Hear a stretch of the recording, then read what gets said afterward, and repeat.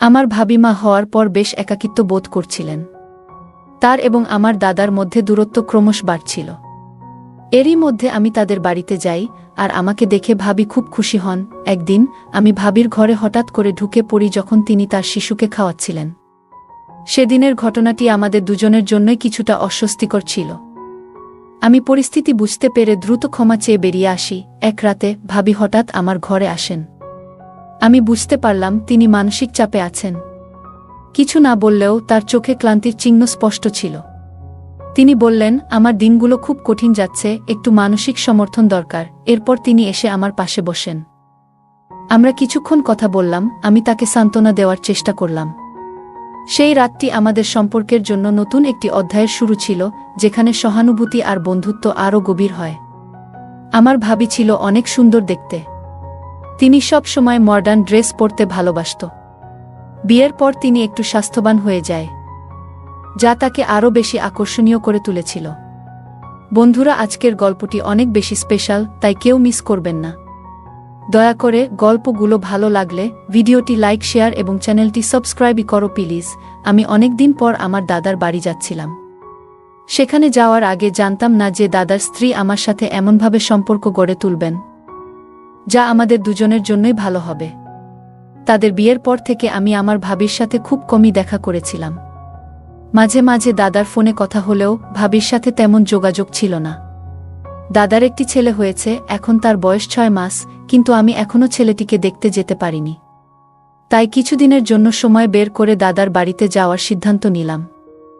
বাড়িতে পৌঁছানোর পর প্রথমেই আমার ভাবির সাথে দেখা হলো। প্রথমে তাকে চিনতে পারিনি, কারণ তিনি এখন অনেকটাই পরিবর্তিত, বেশ মোটা হয়ে গেছেন। এরপর ধীরে ধীরে তাকে চিনে ফেললাম। আমি তাকে জড়িয়ে ধরলাম এবং তার বাচ্চাটির সাথে অনেক মজা করে খেললাম।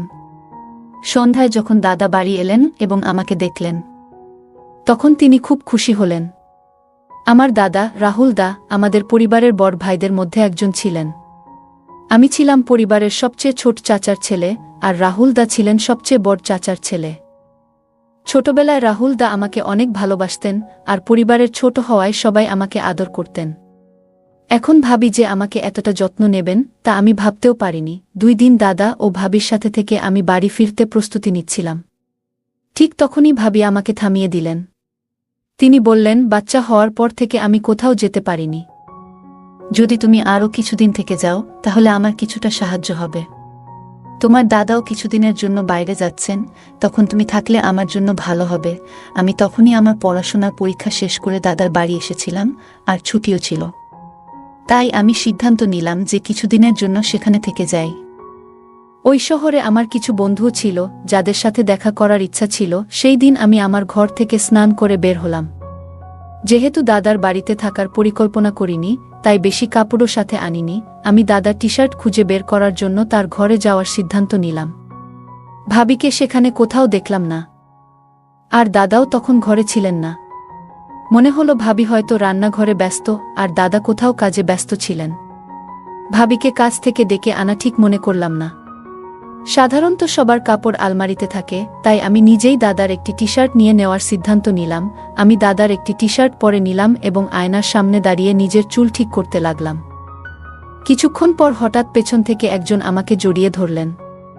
ভাবি হয়তো ভুল করে আমাকে দাদা মনে করে আলিঙ্গন করলেন। আমি দ্রুত তার হাত থেকে নিজেকে ছাড়ানোর চেষ্টা করলাম, কিন্তু তিনি তখনও আমাকে ছাড়তে চাইলেন না এবং আরও শক্ত করে জড়িয়ে ধরলেন। ঠিক তখনই দাদা ঘরে ঢুকলেন এবং ভাবিকে আমাকে জড়িয়ে ধরতে দেখে তার চোখ বিস্ময়ে বড় হয়ে গেল। দাদাকে দেখে ভাবি হঠাৎ পেছনে সরে গেলেন এবং বললেন, তুমি যখন দরজায় দাঁড়িয়ে আছো, তবে তিনি কে? আমি তখন ঘুরে দাঁড়ালাম, আর ভাবি আমাকে দেখে হতভম্ব হয়ে বললেন, তুমি তো রাহুলের টি-শার্ট পরে আছো, তাই চিনতে পারিনি। দাদা এবং আমি দুজনেই এই ঘটনাটি মেনে নিলাম, কারণ আমরা বুঝতে পেরেছিলাম এটি নিছক একটি ভুল বোঝাবুঝি। এরপর দাদা আর কিছু না বলে ঘর থেকে বেরিয়ে গেলেন, আর আমিও সেখানে থেকে সরে এলাম। আমি ঘর থেকে বেরিয়ে যাওয়ার সময় ভাবি আমার দিকে তাকিয়ে মৃদু হাসলেন। ভাবি কি বোঝাতে চাইছিলেন তা তখনও বুঝতে পারলাম না। দুপুর থেকেই দাদা বাইরে যাওয়ার প্রস্তুতি নিচ্ছিলেন, কারণ রাতে তার ফ্লাইট ছিল। রাত 9টার দিকে তিনি ফ্লাইটের জন্য বেরিয়ে গেলেন। এর পরের কয়েকদিন আমি, ভাবি আর তাদের ছোট সন্তান বাড়িতে একাই ছিলাম। দাদা চলে যাওয়ার পর থেকে ভাবির আচরণে কিছুটা পরিবর্তন লক্ষ্য করলাম। সেদিন রাতে তিনি বললেন বাচ্চাটি ঘুমাতে পারছে না, তাই তাকে আমার ঘরে নিয়ে এলেন। বাচ্চাটিকে আমার কোলে রেখে তিনি একটু কাজ সেরে আসবেন বলে চলে যান। কিছুক্ষণ পর বাচ্চার খেলনাটি হাত থেকে ফসকে মাটিতে পড়ে গেল। খেলনাটি তুলতে গিয়ে তিনি নিচু হলেন, আর তখন তার শাড়ির আঁচল সামান্য সরে গেল।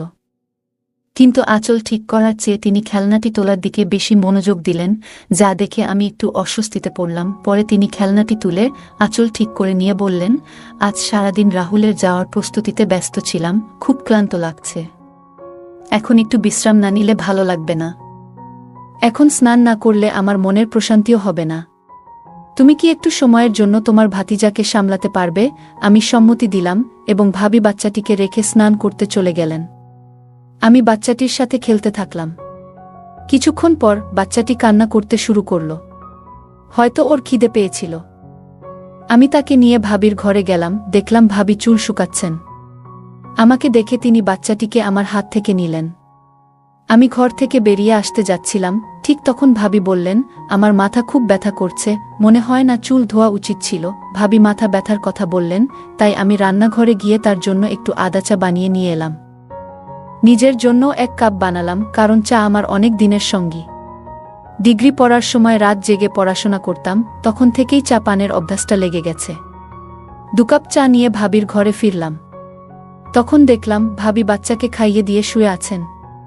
হঠাৎ চোখে পড়ল তার গাউনের কিছু অংশ একটু সরেছে, আর আমি তৎক্ষণাৎ দৃষ্টি অন্যদিকে সরিয়ে নিলাম। ভাবি আমাকে বললেন, দেবরজি, তোমার চোখ ফিরিয়ে নেওয়ার কি দরকার? তখন আমি তাকে তার পোশাক সম্পর্কে বললাম। তিনি দ্রুত তা ঠিক করলেন। আমি তার দিকে তাকালাম এবং কিছুক্ষণ আগের ঘটনা মনে পড়ায় একটু লজ্জা পেলাম। ভাবি কোনো দ্বিধা ছাড়াই আমার সাথে কথা বলতে শুরু করলেন। চায়ের কাপ হাতে নিয়ে বললেন, তোমার বানানো চা বেশ ভালো হয়েছে। মাথার ব্যথাও যেন সেরে গেছে। চা শেষ করে আমি কাপগুলো তুলে রান্নাঘরে রাখলাম এবং তারপর নিজের ঘরে গিয়ে ঘুমিয়ে পড়লাম। পরদিন প্রতিদিনের মতো আমি সকালবেলা ঘরের বাইরে ব্যায়াম করছিলাম। সাধারণত ভাবি সকাল 9টার দিকে ওঠেন, তাই আমি জানতাম তিনি এত সকালে বের হবেন না। আমি প্রতিদিন সকাল 7টায় উঠে ব্যায়াম শুরু করি এবং 8টার মধ্যে শরীর ঘামে ভিজে যায়। হঠাৎ 8টার সময় ভাবি তার ঘর থেকে বেরিয়ে এলেন। আমাকে এক্সারসাইজ করতে দেখে বললেন, তুমি তো এত ফিট আছো, আমাকে কখনো এক্সারসাইজ করার পরামর্শ দাওনি কেন? বাচ্চা হওয়ার পর থেকে আমার শরীরের অবস্থা খারাপ হয়ে গেছে। আমি হেসে বললাম, কোনো সমস্যা নেই, তুমি আজ থেকে আমার সাথে ব্যায়াম করতে শুরু করো। তারপর ভাবি শার্ট ও প্যান্ট পরে এলেন, যাতে তাকে একটু অন্যরকম লাগছিল। আমি নিজেকে সামলে নিলাম এবং ভাবিকে ব্যায়ামের ধাপগুলো শেখাতে লাগলাম। এইভাবে আমাদের মধ্যে কথাবার্তা আরও বেড়ে যেতে লাগল। মাঝে মাঝে ভাবি হঠাৎ দুপুরে আমাকে তার ঘরে ডেকে পাঠাতেন, যাতে তিনি কোনো সাহায্য বা পরামর্শ নিতে পারতেন। এরপর একদিন আমার এক বন্ধুর ফোন এলো, যে এই শহরেই থাকত।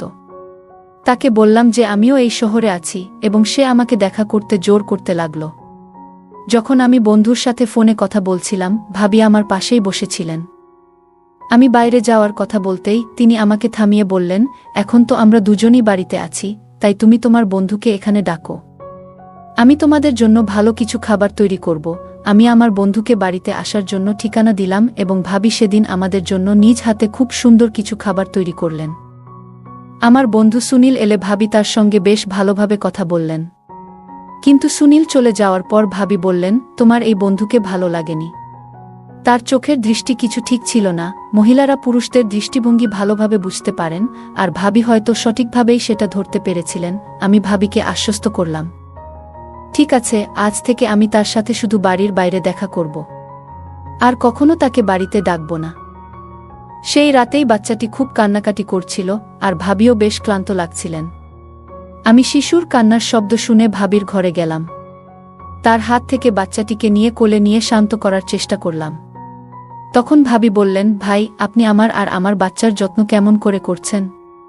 রাহুল তো বাচ্চা কান্না করলে পাশের ঘরে গিয়ে ঘুমিয়ে পড়ে, কিন্তু আপনি আপনার ঘুম নষ্ট করে আমাদের পাশে এসে দাঁড়ালেন। তার চোখে জল দেখা গেল। ভাবি বললেন, আমার পেটে অনেক যন্ত্রণা হচ্ছে, আমি ভেবেছিলাম তার জন্য কিছু গরম পানীয় তৈরি করে আনব। তখনই তিনি আমার হাত ধরে বললেন, কিছু আনার দরকার নেই, এটা আমার শারীরিক সমস্যার কারণে হচ্ছে এবং আগামী কয়েকদিন এমনটাই চলবে। ভাবি হঠাৎ করে তার মাথাটা আমার কাঁধে রাখলেন। আমি বুঝলাম সম্ভবত তিনি বেশ ক্লান্ত আর অসুস্থ বোধ করছেন। বাচ্চাটাও তাকে সারাদিন বিরক্ত করেছে। তাকে আরাম দিতে আমি তাকে বিছানায় শুইয়ে দিলাম এবং মাথায় আলতো করে হাত বোলাতে লাগলাম। কিছুক্ষণ পর ধীরে ধীরে তার মুখে আরামের ভাব ফুটে উঠল। কয়েকদিন পর ভাবির শরীর আগের তুলনায় বেশ সুস্থ মনে হল। ভাবি আমার ঘরে এলেন, আজ যেন তাকে দেখতে আরও সুন্দর লাগছিল। তিনি কালো রঙের একটি শাড়ি পরেছিলেন। ভাবি বললেন, ভাই, এই কয়েকদিনে আপনি আমার খুব যত্ন নিয়েছেন। বিয়ের পর থেকে রাহুল কখনোই আমার এতটা খেয়াল রাখেনি। অন্তত আমি মনে করতে পারছি না। আপনার মতো একজন স্বামী পেলে হয়তো আমার জীবনটা আরও সুন্দর হতো। কিন্তু কি করব, আমার ভাগ্যই খারাপ। আমি ভাবলাম, অনেক মহিলাই তাদের স্বামী সম্পর্কে অভিযোগ করেন, হয়তো ভাবিও তেমনি কিছু বলছেন। কিন্তু কিছুক্ষণ পর তিনি আরও কাছে এসে বললেন, ভাই, আপনার কাছ থেকে একটা বড় সাহায্য চাই। তিনি বললেন, গত কয়েকদিনে আপনার কাছ থেকে আমি যে সমর্থন পেয়েছি সেটা কোনোদিন ভুলব না। ভাবি এত সহজভাবে কথাগুলো বললেন যে আমি কিছুটা বিস্মিত হলাম। আমি জিজ্ঞাসা করলাম, ভাবি, আপনি ঠিক আছেন তো? এসব বলার মানে কি? আমি বিষয়টিকে গভীরে নিতে চাইছিলাম না, তাই আলাপ অন্যদিকে ঘোরানোর চেষ্টা করছিলাম। তখন হঠাৎ করে ভাবি কেঁদে উঠলেন। বললেন, আজ পর্যন্ত আমি অনেক কষ্ট মনে ধরে রেখেছি। আজ আপনার সামনে সব কিছু খুলে বলতে ইচ্ছে করছে। ভাবি বললেন, তোমার ভাই অনেক দিন ধরে অসুস্থ, আর তার প্রভাব আমাদের ছেলেও সহ্য করছে। জন্ম থেকেই আমার সন্তান দুর্বল। তোমার ভাইয়ের অসুস্থতার কারণেই এমনটা হয়েছে। যদি গাছের শিকড় দুর্বল হয়, তাহলে ডালপালা কি শক্তিশালী হতে পারে? আমি অবাক হয়ে বললাম, ভাবি, তুমি এসব কি বলছো? তোমার কথাগুলোর মানে পুরোপুরি বুঝতে পারছি না। ঠিক তখনই ভাবি আমার দিকে ফিরে আবেগপ্রবণ হয়ে বললেন, ভাই, আমাকে বিশ্বাস করো। আমি মিথ্যা বলছি না। এরপর তিনি তার ঘরে গিয়ে আমার ভাইয়ের কিছু মেডিকেল রিপোর্ট নিয়ে এলেন। বললেন, তোমার ভাইয়ের অসুস্থতা সম্পর্কে তুমি জানোই। আমার সন্তানও খুব অল্প বয়সে নানা সমস্যায় ভুগছে, আর আমি নিশ্চিত নই সে কতদিন সুস্থ থাকবে। এখন আমাদের কাছে খুব বেশি সময় নেই। তাছাড়া তোমার ভাই তো বাড়িতেও নেই। ভাবি আমাকে গভীরভাবে দেখলেন এবং বললেন, তুমি তো বুঝতে পারছো, এই পরিস্থিতিতে একজন মায়ের কত কিছু চিন্তা করতে হয়। তিনি সাহায্যের জন্য অনুরোধ করলেন। আরও বললেন, আমার এমন এক সন্তানের প্রয়োজন যে সুস্থ এবং শক্তিশালী হবে। আমি জানি তোমার ভাইয়ের থেকে সেটা সম্ভব হবে না। ভাবিকে তখন খুব চিন্তিত দেখাচ্ছিল। আমি একবার তাকিয়ে দেখলাম, তার মধ্যে এক ধরনের বিশেষ কিছু ছিল যা আগেও আমার মনে কল্পনা এসেছে। যেন তিনি একজন খুবই সুন্দর এবং গুণী মহিলা আমার সামনে দাঁড়িয়ে আছেন। আমি মনে করলাম, এই সময়ে তাকে মানসিকভাবে সাহায্য করা দরকার, এবং তাই তার পাশে থাকার সিদ্ধান্ত নিলাম। আমরা সেই রাত কিছুক্ষণ কথা বললাম, একে অপরকে বুঝতে চেষ্টা করলাম। ঠিক তখন পাশের ঘর থেকে শিশুর কান্নার আওয়াজ পেলাম। আমরা দুজনেই শিশুটির যত্ন নিতে উঠে গেলাম, কিন্তু আমার মনে হচ্ছিল এটা ঠিক হবে না। তাই আমি ভাবিকে বললাম যে সে যেন বাচ্চার দিকে একটু নজর রাখে। এরপর আমি গভীর ঘুমে ঢলে পড়লাম। যখন ঘুম ভাঙল তখন সকাল হয়ে গেছে। আমি ঘুম থেকে উঠে দেখি ভাবি আমার পাশে বসে আছেন। তিনি এখনও সেই একই নাইট ড্রেসে ছিলেন। মনে হলো তিনি রাতে একটুও ঘুমাননি, কারণ আমি উঠতেই ভাবি আমার সামনেই আছেন। তিনি হেসে বললেন, ভাইজা, আপনি তো আমাকে ভালোভাবেই বোকা বানালেন। আপনি রাজি বলার পরেও সরাসরি ঘুমিয়ে পড়লেন।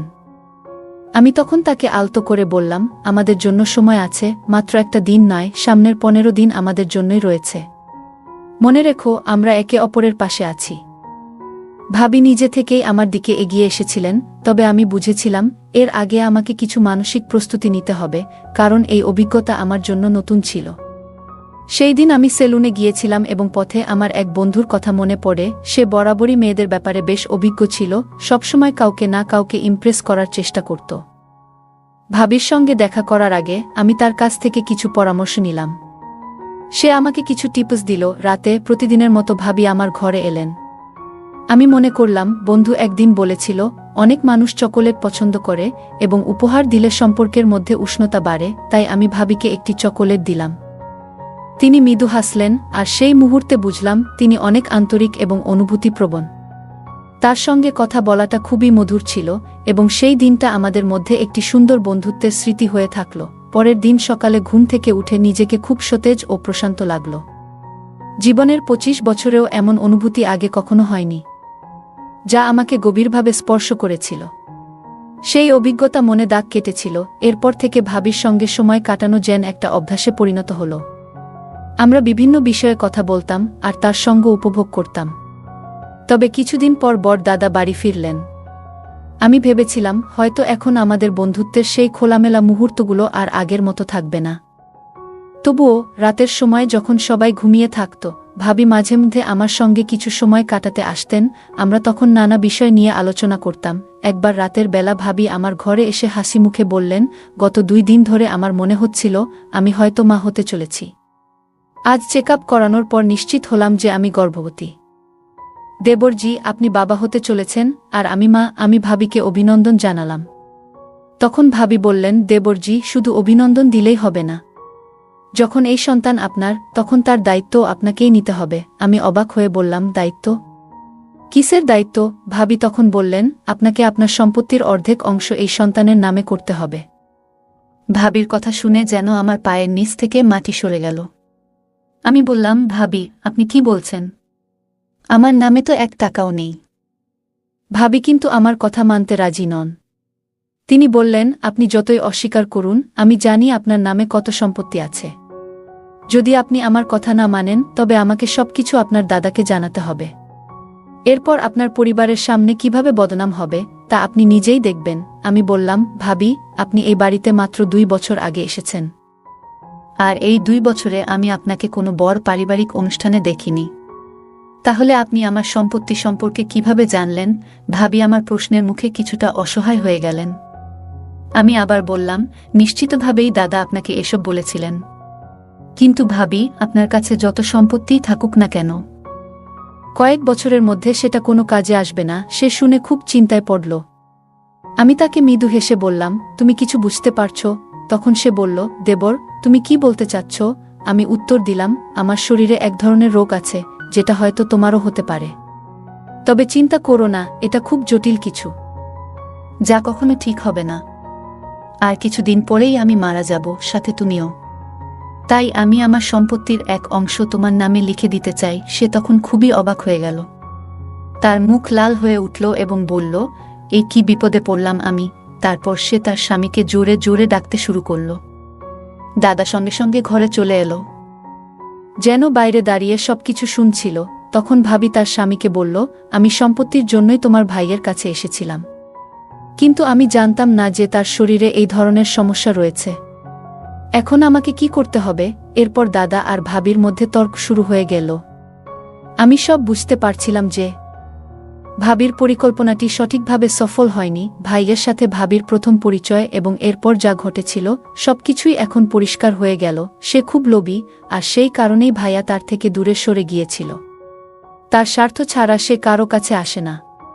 রাহুল ভাই আমাকে শুধু ভাবির ব্যাপারে সতর্ক করেছিল, কিন্তু সেদিন রাতে দাদার আসল চেহারাটাও আমার সামনে উন্মোচিত হল। তারা দুজন মিলে আমাকে ঠকিয়ে আমার সম্পত্তি হাতিয়ে নেওয়ার পরিকল্পনা করেছিল। আমি দাদাকে বললাম, দাদা, তুমি এতটা নিচে নামতে পারবে তা আমি ভাবতেও পারিনি। তুমি কিভাবে তোমার স্ত্রীকে অন্য পুরুষের সঙ্গে সম্পর্ক রাখতে দাও? শুধু টাকার জন্য তুমি নিজের ভাইয়ের সঙ্গে প্রতারণা করছো। আমি ভেবেছিলাম আমার দাদা এখনও আমাকে নিঃস্বার্থভাবে ভালোবাসে, কিন্তু আমি ভুল ছিলাম। আমার কথা শুনে দাদা চুপচাপ মাথা নিচু করে দাঁড়িয়েছিল, আর ভাবির চোখে তখন জল। আমি তখন ভাবিকে সত্যিটা জানিয়ে দিলাম। আমি বললাম, ভাবি, তোমার চিন্তা করার দরকার নেই। আমার কোনো গোপন রোগ নেই, আর আমি তোমার সঙ্গে কিছুই ভুল করিনি। যখন তুমি আমার কাছে আসতে, আমি তোমাকে চকোলেট খেতে দিতাম, যাতে ঘুমের ওষুধ মেশানো ছিল। তুমি যখন ঘুমিয়ে পড়তে, আমি ঘর থেকে বেরিয়ে যেতাম। যদি তুমি আমার কথা বিশ্বাস না করো, তাহলে সেই গোপন ক্যামেরার ফুটেজ দেখে নাও, যেটা তুমি আমার উপর নজর রাখার জন্য বসিয়েছিলে। সবকিছু পরিষ্কার হয়ে যাবে। এরপর দাদা ও ভাবি আমার কাছে ক্ষমা চাইতে শুরু করল, কিন্তু তাদের ক্ষমা করার মতো আমি আর কোনো ইচ্ছা রাখিনি। তারা যা পরিকল্পনা করেছিল তা আমাদের পরিবারেও ছড়িয়ে পড়েছিল এবং সবার সঙ্গে তাদের সম্পর্ক ভেঙে গেছে। এখন তারা একেবারে একা হয়ে গেছে, তাদের কর্মের ফল ভোগ করছে। বন্ধুরা, আজকের দিনে মানুষ তার নিজের রক্তের সম্পর্ককেও ভুলে যাচ্ছে শুধুমাত্র টাকার জন্য। সত্যি কি টাকা সম্পর্কের চেয়ে বেশি মূল্যবান হয়ে গেছে? গল্পটা কেমন লাগলো জানাতে ভুলবে না। আরও মজার মজার রোমান্টিক গল্প শুনতে চাইলে ভিডিওটি লাইক শেয়ার এবং চ্যানেলটি সাবস্ক্রাইব করতে এবং বেল আইকনটি ক্লিক করতে ভুলবে না। ধন্যবাদ।